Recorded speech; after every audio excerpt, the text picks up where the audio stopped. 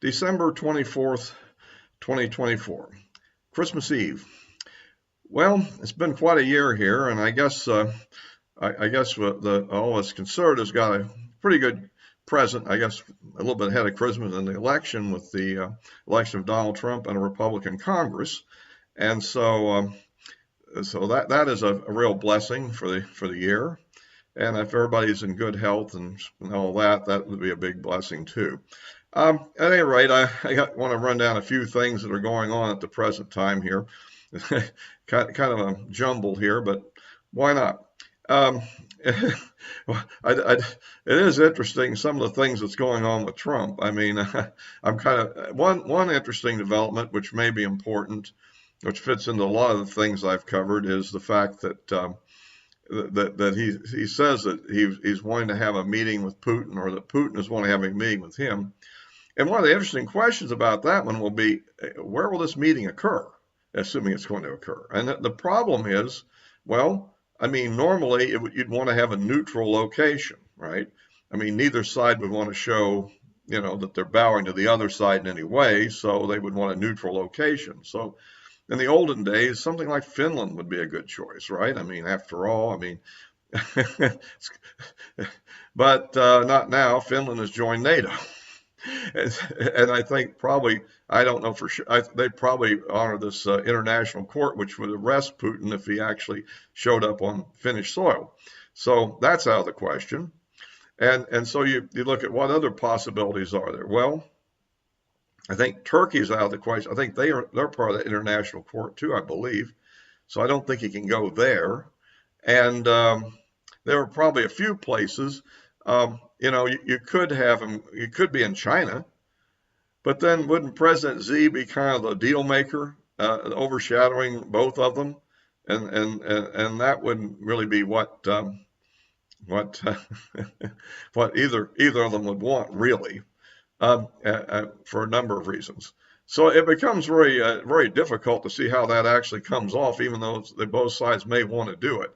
Belarus. I don't know. I mean, certainly Putin can go to Belarus, Kazakhstan, maybe. I mean, it does seem like the options are somewhat limited, and I'm not sure they're the ones that Trump would want. So we'll just have to wait and see how that plays out. Maybe we'll just have to go with the intermediary, General Kellogg. Will have to be just shuttle diplomacy or something between Kyiv and Moscow, and then back to D.C. or something. I don't know. Anyway, I just thought that's an interesting thing to look at here. And the other thing is, of course, now Trump wants the the Panama Canal back. Wants the Panama Canal back, and I guess Panama says we're not giving it back. So that'll be interesting to see how that turns out. Is he going to actually invade Panama, or are we just going to put 100% tariff on everything out of Panama? I don't know. We'll see. He'll probably work it out somehow. The Greenland thing, I mean, Denmark doesn't really want to give up Greenland, and I don't know why we really want it that much. I mean, obviously we have a base there that's important, and there's certainly our ballistic missile warning radar system that's there, but I don't know. At any rate, we'll see how that one plays out too. It looks like all the old things are kind of coming back into play here. So, and there's a lot else going on, but if you like these videos, please give me a like, subscribe, and of course, click the button for notifications, or you can look me up on Rumble.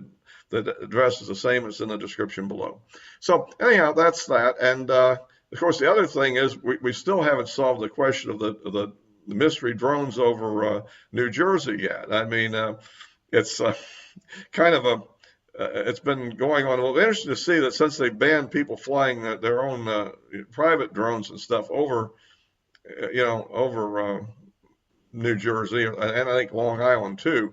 It'd be interesting to see if the reports go down or if they continue. So that's something to wait for. Of course, Trump has indicated that the military knows what they are, and they're just not telling us.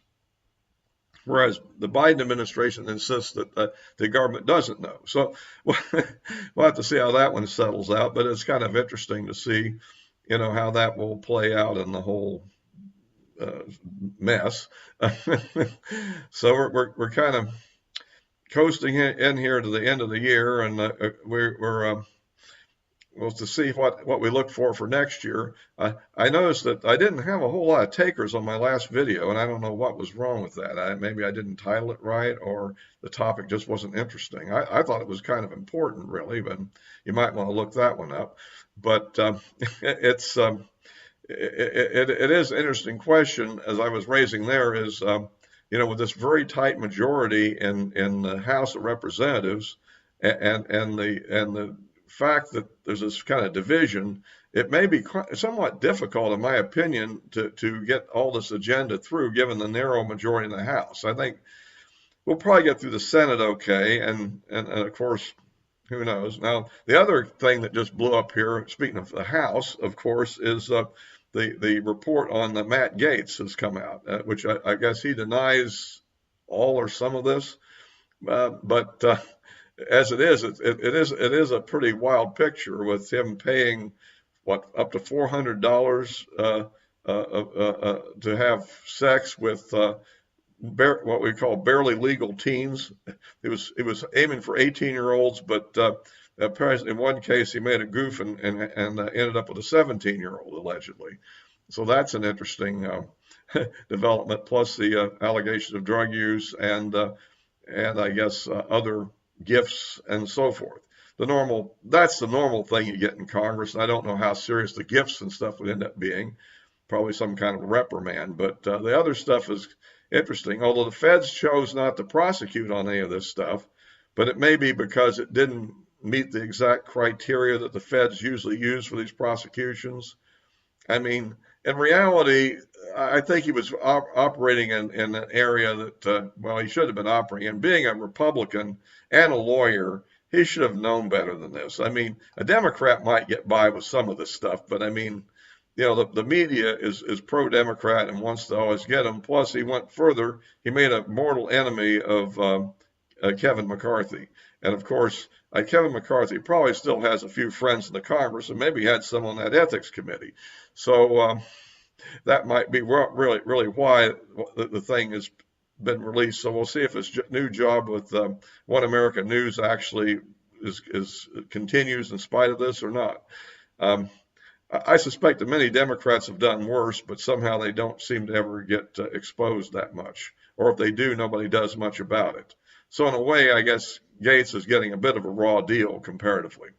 So at any rate, I wish him the best going forward. I understand he's reformed himself, just like a certain terrorist that runs Syria now. Well, he's reformed himself too, I understand. So we'll see about that. I mentioned that before. But so anyhow, that's kind of the situation here. We're looking forward to the next year.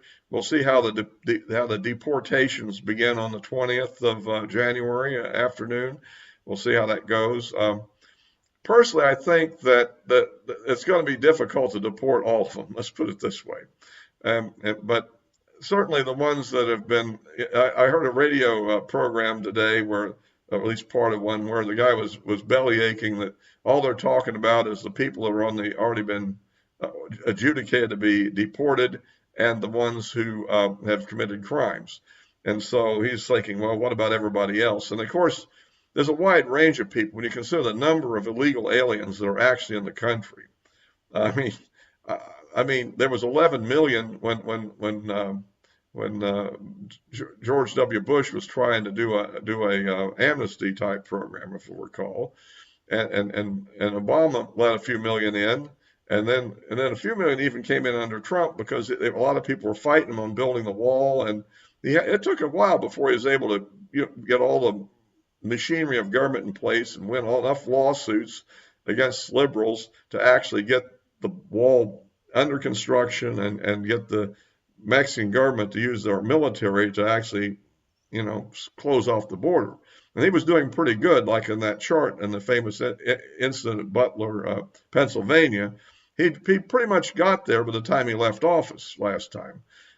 But since then Biden has opened the door, and at least 8 million acknowledged people have come through, plus a few 100,000 others that had parole, and they add it all up. Of course, we have all those gotaways that were some that were seen, and probably some that weren't even noticed. And so you add that all up, you're dealing with well over 20 million people, 25 million, maybe more. And, and many of the old timers have probably totally settled into jobs in the country and aren't probably doing much trouble. And then there are other people here that are pretty much living off the government right now. So it's a mixture, and it'll be interesting to see how he prioritizes it and how far it really goes. Remember, there's going to be a lot of liberals filing a lot of lawsuits here. So I wish them the best on this whole thing and see where we go. So, all right, that's kind of it for this time. Kind of a Christmas greeting here to everybody. I appreciate all the people that have been, watching my videos, those that have subscribed to the channel, and so forth. I'd appreciate any comments people make. I try to hit topical issues and sometimes have a certain different slant. I think I'm pretty much always supporting the conservative point of view, but I sometimes will point out some of the problems we're probably going to face. But we got to persevere and do the best we can. So that'll be all for this time. As always, I'll be posting this on YouTube and Rumble, and the addresses of my social media accounts are in the description below. So all for this time.